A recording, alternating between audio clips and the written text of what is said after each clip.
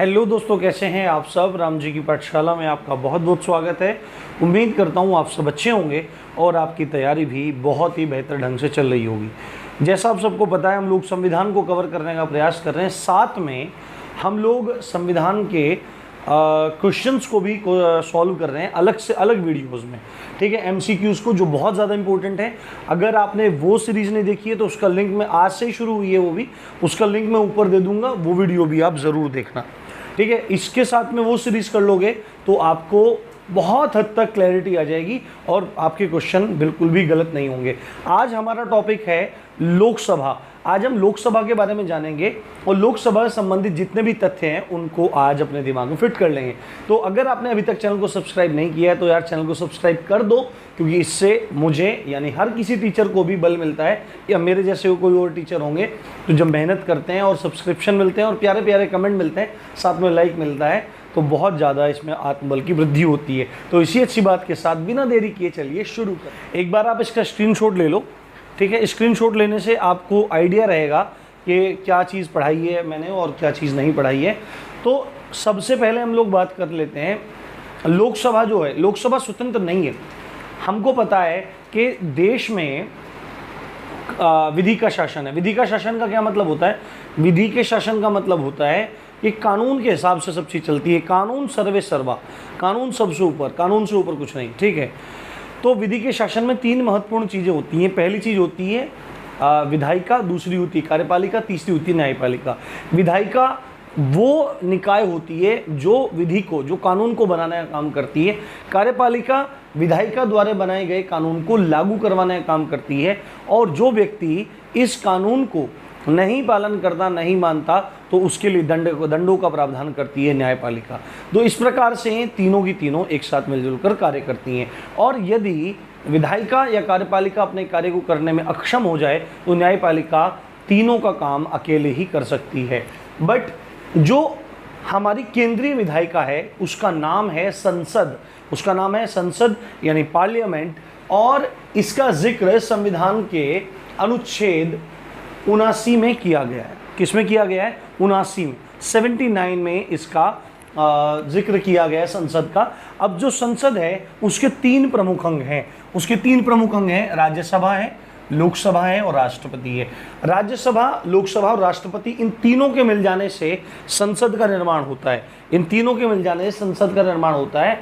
आप लोग कहते हो कि दिल्ली में संसद है, ठीक है। अगर दिल्ली में संसद भवन के सामने खड़े होकर कहोगे कि ये संसद है तो गलत है, क्योंकि वहाँ पे संसद भवन है, यानी कि लोकसभा राज्यसभा वहाँ पे हैं। बट जब तक राष्ट्रपति का विलय नहीं हो जाता तब तक संसद का निर्माण नहीं होगा। तो राज्यसभा है, लोकसभा है, राष्ट्रपति, तीनों अंग जब मिलके हो जाएंगे एक, तब संसद का निर्माण होगा। और संसद का जिक्र है आर्टिकल 79 में, जबकि राज्यसभा को अनुच्छेद 80 में, लोकसभा को अनुच्छेद 81 में, और ऑलरेडी पढ़ चुके हैं हम राष्ट्रपति को अनुच्छेद 52 में बताया गया है। उसके बाद और भी इनके बारे में उपबंध किए गए। अब पहले संसद के बारे में कुछ फैक्ट्स जान लेते हैं जो आपके एग्जाम पॉइंट ऑफ व्यू से बहुत ज़्यादा इंपॉर्टेंट है। तो जो संसद है इसको क्या कहा जाता है? इसको केंद्रीय विधायिका तो कहते ही हैं, इसको केंद्रीय व्यवस्थापिका भी कहते हैं। क्या कहते हैं? केंद्रीय व्यवस्थापिका भी कहते हैं। और जो वर्तमान में संसद भवन है, लगभग 100 वर्ष पूर्व ये बना था।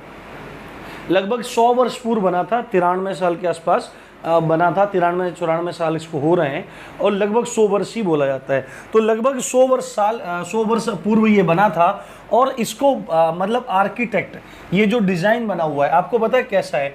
गोलाकार है। कैसा है? गोलाकार है। जो वर्तमान में संसद भवन है वो गोलाकार है। और इस संसद भवन के आर्किटेक्ट्स को एग्जाम में बहुत बार पूछा गया है। तो एक बार आपको याद रखना है, इस जो गोलाकार संसद भवन है, इस संसद भवन के जो आर्किटेक्ट हैं वो दो आर्किटेक्ट थे, हर्बर्ट बेकर और एडविन लुटियंस। हर्बर्ट बेकर और एडविन लुटियंस ने ये गोलाकार वाला जो संसद भवन है इसको आर्किटेक्ट किया था, इसका प्रारूप बना के तैयार किया था। अब आपको पता है कि नए संसद भवन की बात चल रही है जो इस संसद भवन के पीछे ही होगा, जो इस संसद भवन के पीछे ही होगा। और उस नए भवन का जो प्रोजेक्ट है उस प्रोजेक्ट का नाम है सेंट्रल विस्टा प्रोजेक्ट। किसका क्या नाम है?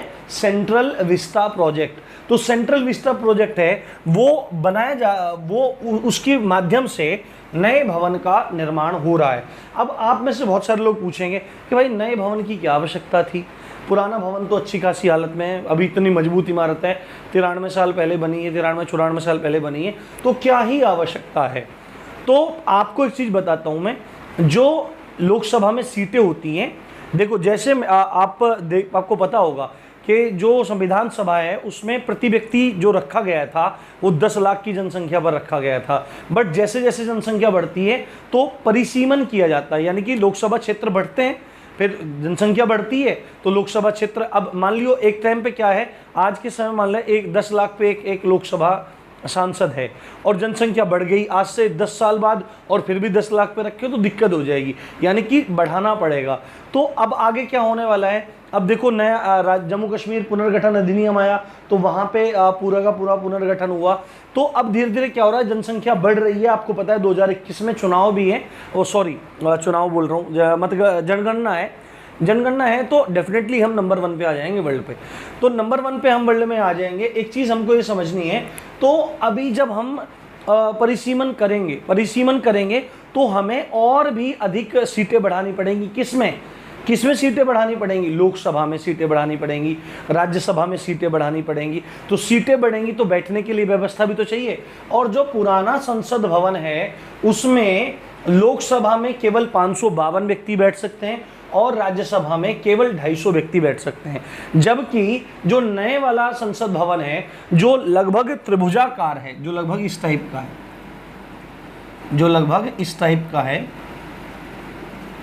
इस टाइप से है, लगभग त्रिभुजाकार जैसा है। ये सेंट्रल विस्टा प्रोजेक्ट है जो है ये त्रिभुजाकार है। इसमें लोकसभा में 888 मेंबर बैठ पाएंगे और राज्यसभा के 384 मेंबर बैठ पाएंगे। साथ में अत्याधुनिक सुविधाओं से लैस होगा। प्रत्येक सांसद को एक अपना कार्यालय दिया जाएगा जो देश को पेपरलेस वर्किंग की तरफ आगे लेके बढ़ेगा। और भी सुविधाएं इसमें दी जाएंगी। तो नया जो संसद भवन है इसको आर्किटेक्ट कौन कर रहा है? तो गुजरात की एक कंपनी है जिसका नाम है HCP डिज़ाइन।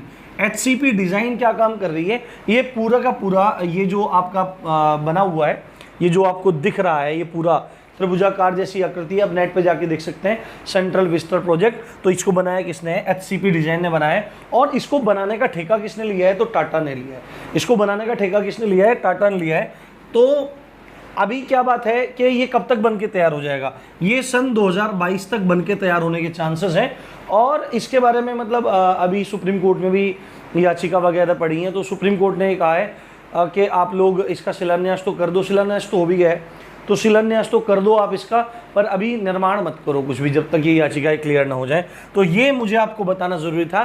जो नया प्रोजेक्ट है वो सेंट्रल विस्टा प्रोजेक्ट है और इसको आर्किटेक्ट करने वाली कंपनी है HCP डिज़ाइन और उसको बनाने वाली कंपनी है जो उसको बना के तैयार करेगी पूरा स्ट्रक्चर, वो टाटा कंपनी है। ये आपको ध्यान रखना है। और लगभग 2022 तक ये बन के तैयार हो जाएगा। उसके बाद अब सीधे लोकसभा पे चले जाते हैं। हमारा टॉपिक है लोकसभा का जिक्र अनुच्छेद 81 में किया गया है। और लोकसभा को निम्न सदन भी कहते हैं, निचला सदन भी कहते हैं, या लोकतंत्र का मंदिर भी कहा जाता है। क्यों लोकतंत्र का मंदिर कहा जाता है? क्योंकि लोकसभा में जो सांसद होते हैं वो डायरेक्ट चुन के आते हैं। इसमें प्रत्यक्ष चुनाव होता है, हम लोग खुद चुन के भेजते हैं जब लोकसभा के चुनाव होते हैं। अभी 2019 में हुए जिसमें मोदी गवर्नमेंट आई, उससे पहले 2014 में हुए थे, मोदी गवर्नमेंट आई। अभी नेक्स्ट होने हैं 2024 में, तब भी हम लोग डायरेक्ट चुन के भेजेंगे। तो निम्न सदन, निचला सदन, लोकतंत्र का मंदिर किसको कहा जाता है? हमारे लोकसभा को कहा जाता है। अब साथ में एक चीज़ है, जब कोई भी लोकसभा नहीं चुन के जाती है, जब भी कोई लोकसभा नहीं चुन के जाती है तो सब मेंबर वहाँ पे इकट्ठे हो जाते हैं, जितने भी मेंबर होते हैं।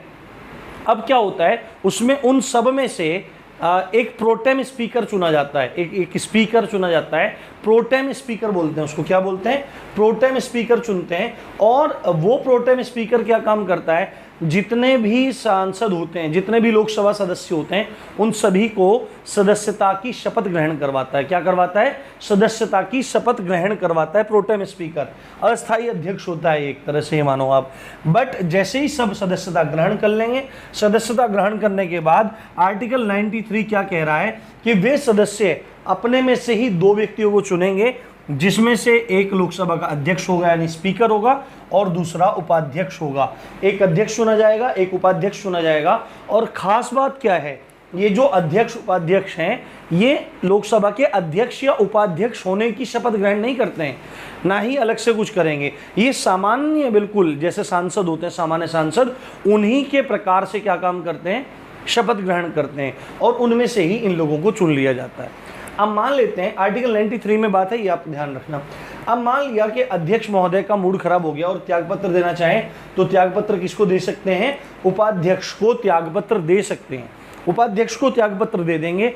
और यदि मान लिया जाए कि लोकसभा किन्हीं कारणों से भंग हो जाए, लोकसभा क्या है, एक अस्थायी सदन है, यानी कि इसका जो कार्यकाल होता है वो 5 वर्ष का है, या प्रधानमंत्री की सिफारिश पर राष्ट्रपति समय से पहले भी इसको विघटित कर सकते हैं। और यदि लोकसभा विघटित हो जाती है तो आपके पास प्रश्न बन जाएगा कि क्या लोकसभा भंग होने पर अध्यक्ष कभी अपना पद छोड़ देंगे, तो बिल्कुल नहीं। जब लोकसभा विघटित हो जाती है तो अध्यक्ष क्या काम करेंगे, अपने पद पर बने रहेंगे। सब सांसद अपने अपने घर चले जाएंगे पर लोकसभा अध्यक्ष अपने पद पर बने रहेंगे। कब तक, जब तक नई लोकसभा चुन के नहीं आ जाती और उसकी पहली बैठक नहीं हो जाती है, तब तक क्या होता है, लोकसभा अध्यक्ष अपने पद पर बने रहते हैं। ये चीज़ आपको यहाँ पर ध्यान रखनी है। अब सदस्य संख्या की एक बार मोटी मोटी बात कर लेते हैं कि कितनी सदस्य संख्या है, कितनी सदस्य संख्या है। बट उससे पहले मैं आपको एक बात बता देता हूँ, जो लोकसभा में सदस्य चुनकर आते हैं वो प्रत्यक्ष चुनाव के जरिए आते हैं। हम लोग डायरेक्ट आप लोग, हम लोग जो 18 साल से ऊपर हैं वो सीधे वोट करते हैं और अपने प्रतिनिधि को चुनते हैं। तो ये जो निर्वाचन होता है, लोकसभा में जो सदस्य निर्वाचित होकर जाते हैं, ये किस आधार पर जाते हैं, तो सार्वभौमिक वयस्क मताधिकार, सार्वभौमिक वयस्क मताधिकार इंग्लिश में बोलते हैं यूनिवर्सल एडल्ट फ्रेंचाइजी। यानी कि यूनिवर्सल एडल्ट फ्रेंचाइजी क्या है, एक तरह से आयु सीमा है। सार्वभौमिक वयस्क मताधिकार एक आयु सीमा को प्रदर्शित करता है कि कितनी आयु में जाकर आप मताधिकार का प्रयोग कर सकते हैं या आपको मत देने का अधिकार प्राप्त हो सकता है।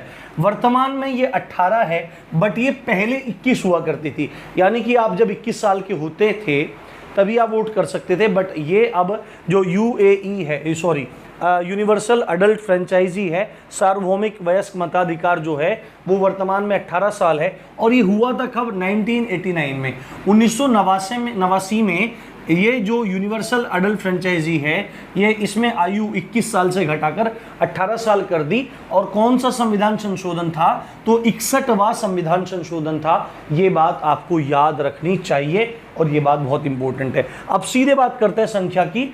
तो वर्तमान में जो संख्या मानी गई है, जो मानी गई है वो है 552।